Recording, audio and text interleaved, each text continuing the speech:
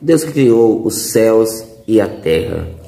E hoje eu gostaria de compartilhar com vocês a palavra de Deus lá no Velho Testamento, no livro de Samuel, no segundo livro de Samuel, no versículo 16, a partir do versículo 5, que diz assim a palavra de Deus: quando o rei Davi chegou a Baorim, ia saindo dali um homem chamado Simei, filho de Gera, da linhagem da família de Saul. Ele vinha amaldiçoando. Também atirava pedras contra Davi e todos os seus servos, embora todo o povo e todos os guerreiros estivesse à direita e à esquerda do rei. E amaldiçoando-o, Simei dizia assim: sai, sai, assassino perverso, o Senhor está te retribuindo por todo o sangue derramado da família de Saul, no lugar de quem tens reinado, mas o Senhor já entregou o reino a teu filho Absalão. Agora tu estás condenado, pois és um assassino. Então Abisai, o filho de Zeruia, disse ao rei: por que esse cão morto amaldiçoaria o rei, meu senhor? Deixa-me passar e cortar-lhe a cabeça. Mas o rei disse: que tenho eu convosco, filho de Zeruia? Se ele amaldiçoa, é porque o Senhor lhe disse: amaldiçoa Davi. Então quem diria: por que fizeste isso? Davi disse mais a Abisai e a todos os seus servos: meu próprio filho, gerado por mim, procura matar-me, quanto mais ainda esse benjamita. Deixai que amaldiçoe, porque o Senhor lhe ordenou. Talvez o Senhor olhe para minha aflição e me dê o bem em lugar da maldição deste dia. Aí está a palavra do Senhor. E hoje eu quero falar com vocês sobre esse homem chamado Simei. Quem era Simei? Simei era da casa de Saul. Simei agora se encontrava em um caminho, o qual Davi, o rei Davi, estava passando, fugindo do seu filho, o seu filho Absalão, que o procurava para matá-lo e assumir o seu lugar no trono. Então esse Simei encontrou Davi pelo caminho e começou a amaldiçoá-lo, dizendo: você tem crime de sangue, e pegava pedra e jogava em Davi, a ponto de um dos soldados de Davi falar para Davi: por que esse te amaldiçoaria? Deixa que eu corto a cabeça dele. Davi disse: não faça isso. Se ele está me amaldiçoando, porque Deus permitiu, o meu próprio filho está me perseguindo para matar.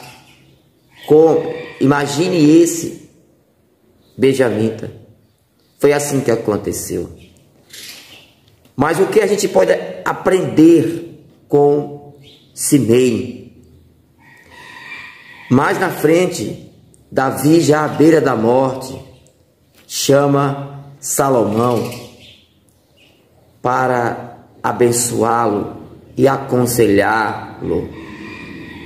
E Davi fala para Salomão: meu filho, tem alguns homens que estão ficando aí, que você precisa ter cuidado. E um desses homens é Simei. não tenha Simei mais por inculpável pelo que ele tem feito por mim. Davi disse isso possivelmente porque viu que Simei não tinha mudado, viu que Simei não tinha transformado, e poderia ser um perigo, juntamente com Adonias, para o reino de Salomão. Davi também viu em Simei que era um homem falso, era um homem que estava do lado de quem ganha. A gente vê muito isso no meio político, pessoas usando por falsidade para o candidato, e quando o outro candidato ganha, ele vai para o outro lado. A gente vê muito isso, é bem comum no meio político. Mas assim como Simei, o nosso mundo está cheio de pessoas assim. O que fazer com pessoas assim? Em primeiro lugar, orar por elas. Em segundo lugar, é esperar que Deus faça o milagre. Mas que esse milagre, que essa misericórdia de Deus venha sobre eles, mas que nós possamos também, assim como o sal da terra, salgar, temperar a terra, assim como luz do mundo, brilhar para aqueles que estão nas trevas. Como o mundo está cheio de pessoas como Simei, nós precisamos também criar o quê? Mecanismo de defesa. Precisamos de sabedoria. É interessante que Salomão, quando teve a oportunidade de pedir a Deus, ele pediu sabedoria, e assim ele surpreendeu a Deus. Ele surpreendeu a Deus. Por quê? Ele surpreendeu a Deus. Não que ninguém venha surpreender a Deus, porque Deus já conhece todos os nossos pensamentos. Mas ele surpreendeu por quê? Porque as mesmas coisas que tem no coração de Salomão, ou que tinha no coração de Salomão, tem no nosso coração também. Quem é que não pensa ter um bom emprego? Nada de errado nisso. Ter uma bela mansão, fazer uma bela viagem, ter mulheres lindas. O desejo está no coração das pessoas, até mesmo de viver muito tempo, 1000 anos, ou até 200 anos. Mas Salomão, quando teve a oportunidade de pedir isso a Deus, riquezas, já era rico. Mas quem não deseja ter riquezas? É isso que é nosso coração. Talvez pode falar, não, eu não penso isso. Mas o nosso coração, de certa forma, lá no fundo, querem as coisas. E não é nada de errado isso. E não é errado você querer essas coisas.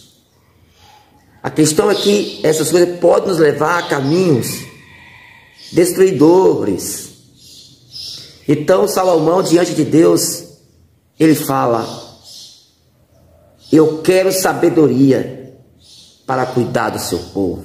Deus se alegra com Salomão e diz: Salomão, você terá sabedoria, mas eu acrescentarei riquezas e tudo mais. Deus está falando para Salomão e falando para nós também. Me busque em primeiro lugar, e as demais coisas serão acrescentadas. É isso que Deus está falando aqui para Salomão. E aconteceu.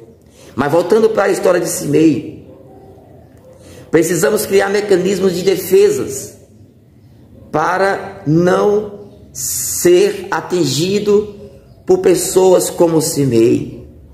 E para isso nós precisamos de sabedoria. Jovem da igreja, idoso, adolescente, o povo da igreja precisa de sabedoria para fazer aquilo que precisa ser feito no meio da igreja. De qual? Da igreja de Cristo. Não falo somente da igreja templo, da construção, mas falo da igreja de Cristo, que é cada uma das pessoas que receberam o Espírito Santo através do arrependimento, através da confiança em Cristo Jesus para a sua salvação. E Deus nos selou com o seu carimbo, que é o Espírito Santo, que é aquele que nos consola, é aquele que nos confirma a nossa salvação, é aquele que fala sobre o nosso pecado. Ele convence do nosso pecado e convence que nós precisamos do Senhor Jesus.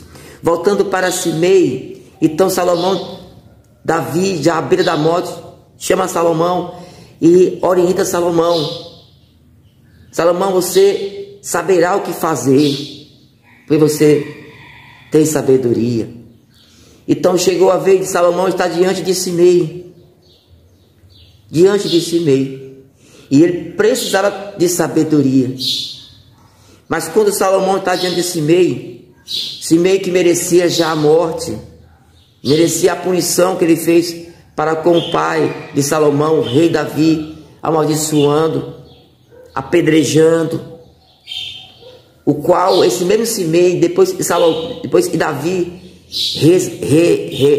restaurou seu reino, ele voltou para a cidade de Davi. Imagine a mente de Simei, confirmando aí que ele fica do lado daquele que ganha.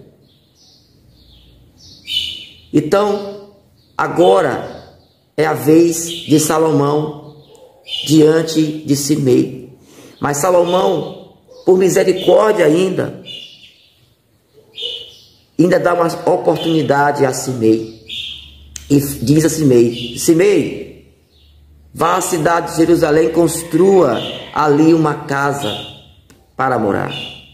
Só tem um detalhe: você não vai sair da cidade, nem para uma e nem para outra. Você permanecerá, porque no dia que você sair da cidade, certamente você morrerá. Pois bem, se passaram 3 anos, e Simei, na casa de Simei, 2 escravos fugiram para outra cidade, a cidade de Gate. E Simei arrumou as coisas, o seu animal, a sua bagagem, e disse a ele mesmo: vou buscar os meus escravos que fugiram. E foi isso que ele fez. Ele foi a outra cidade, da qual ele não podia sair daquela que ele estava, para buscar os seus escravos que fugiram. Foi e voltou. Mas como em toda cidade tem pessoas olhando, observando, foram e contaram para Salomão. Disseram a Salomão: Salomão, aquele homem, o Simei, que não podia sair daquela cidade porque você deu uma ordem a ele, que ele não poderia sair daquela cidade. Ele não podia sair daquela cidade. Ele foi a Gate buscar os escravos e voltou para casa. Já se encontra em casa. E Davi foi até ele. E Salomão foi até ele. E indagou a Simei: mas Simei, você não, o que eu falei para você, o que foi combinado, e que você achou boa as minhas palavras, e você agora pega e sai, desobedece as minhas palavras, desobedece as minhas palavras. Isso está lá em 1 Reis. Aí eu fico pensando, não desmerecendo os escravos, porque tinham seu valor, mas Simei foi buscar 2 escravos. Talvez ele olhou para aquela cidade e deu vontade de sair. Talvez, possivelmente, os escravos foi só uma desculpa para Simei desobedecer. Eu fico pensando quantas vezes a gente também troca Deus por pouca coisa. E a liberdade que Deus nos dá, a gente troca pelas nossas vontades, a vontade do nosso coração. E acaba que a gente perde a nossa vida. Porque há caminhos que para o homem, como dizem provérbio, parecem ser caminhos bons, caminhos verdadeiros, mas o final desse caminho leva à morte. Simei teve a sua vida cefada porque desobedeceu. Lembro também, me leva o pensamento lá no Jardim do Éden, quando Deus fala para Adão e Eva: olha, esse jardim é lindo, lindo e maravilhoso. Aqui tem todo tipo de frutas. Vocês poderão comer dessas frutas. Mas tem uma que vocês não deverão comer, que está no meio do jardim. E eles acabam comendo essa fruta.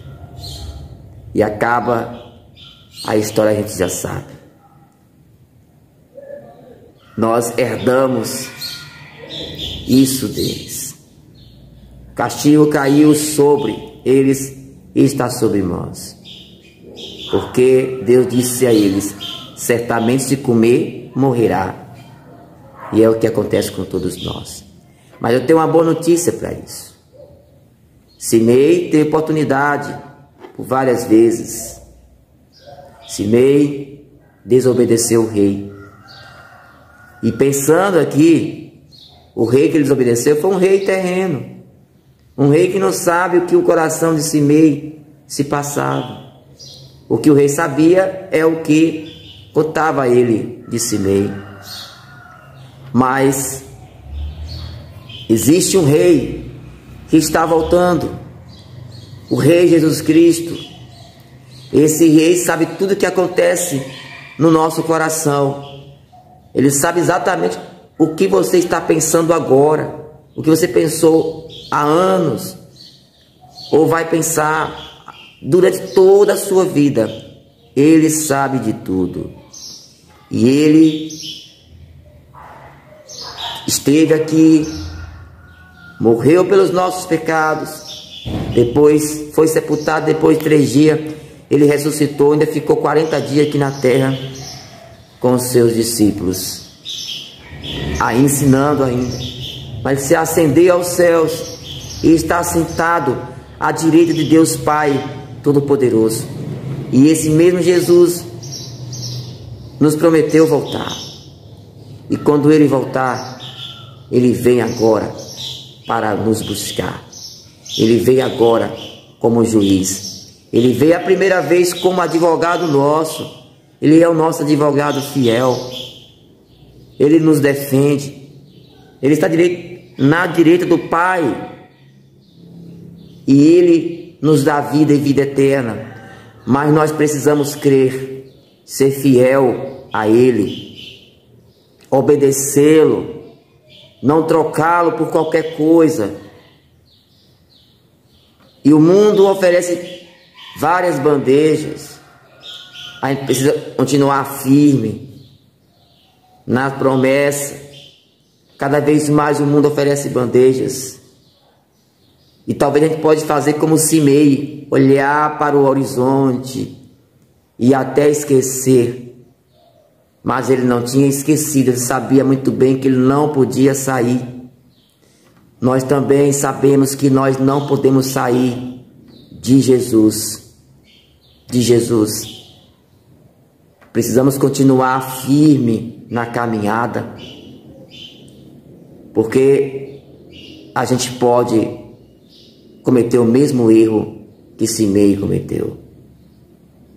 E esse Jesus voltará, agora como juiz, para julgar toda a terra. Toda a terra. E depois viveremos uma eternidade com Ele no céu. Essa é a promessa. Esse é o Evangelho que nós apresentamos às pessoas, que Jesus nos apresentou. É a boa nova, é a esperança daqueles que vivem sofrendo, clamando por justiça. E sim, é a esperança. Mas a pergunta é: você está esperando por Jesus? Você está acordando com Ele? Levantando com Ele, tomando café com Ele, indo ao trabalho com Ele, trabalhando com Ele, voltando do trabalho com Ele, tomando banho com Ele, jantando com Ele, dormindo com Ele, namorando com Ele? É isso. Nós precisamos estar sempre com Ele, desejando estar sempre com Ele. Essa é a promessa, essa é a verdade, esse é o Evangelho, que nós precisamos tomar posse dele e seguir adiante. Meus irmãos, fica aí essa reflexão de Simei. Se você quer continuar a leitura da Bíblia, lê lá em 2 Samuel, capítulo 16, e vai até 1 Reis, e você vai estar diante dessa história, e você vai entender muito mais. Um psiquiatra chamado Augusto Cury, ele fala que para ele só existem pessoas boas e pessoas excelentes. As pessoas boas, ele classifica que são aquelas que aprendem, né? São aquelas que aprendem com os erros. E as pessoas excelentes são aquelas que aprendem com os erros dos outros. Quando leio a Bíblia, eu procuro colocar os acontecimentos, fazer uma reflexão dos acontecimentos e colocar em minha vida. E olhar para mim e me perguntar em que eu preciso mudar, em que eu preciso melhorar. Porque você lê a Bíblia e não colocar em prática, é como aquele homem que construiu a casa na areia, que quando vem o vento, a tempestade, a enxurrada, a casa cai, e tão grande é a casa. Porque salvos não são aqueles que ouvem a palavra. A fé vem pelo ouvir a palavra de Deus, mas salvos são aqueles que praticam a palavra. É isso. Na Bíblia diz que muitos dirão: Senhor, Senhor, nós estivemos nós pregando, curando, ressuscitando. E o Senhor vai dizer a eles: não vos conheço. É difícil passar uma vida toda pregando o Evangelho. É difícil mesmo, curando, expulsando demônio. E no final você ouvir isso de Jesus: não vos conheço. Distante de mim, distante de mim. Fica aí a reflexão, e que o Espírito Santo de Deus possa tocar no seu coração e consolar e te mostrar que Cristo é a nossa salvação. Amém.